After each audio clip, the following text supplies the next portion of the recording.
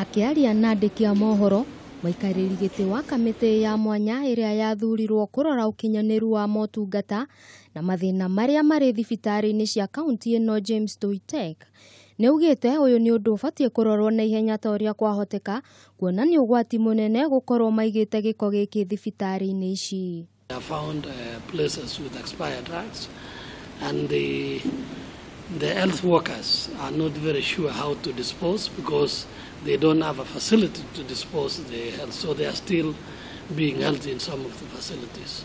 Oho nĩaugĩte nĩ mombĩte gĩkundi gĩa gũteithĩrĩria gwetha kĩhonia kũrĩa amemba a gĩkundi kĩu makoretwo magĩcerera thibitarĩ-inĩ itiganĩte kaunti-inĩ ĩno ĩrĩ ta njĩra ĩmwe ya gũteithĩrĩria gwetha kĩhonia. Health staff have been very cooperative, and when we went to them, they are very receptive and they are giving us information. We also have managed to see, although to a limited extent, members of the public. Rĩu nĩorĩtie mũingĩ ũnyitanĩre na thirikari ya kaunti ĩno gũtigĩrĩra nĩ mona kĩhonia na ihenya ta ũrĩa kwahoteka. Ngĩribotera Kameme TV, njĩtagwo Wangeci Wanjane.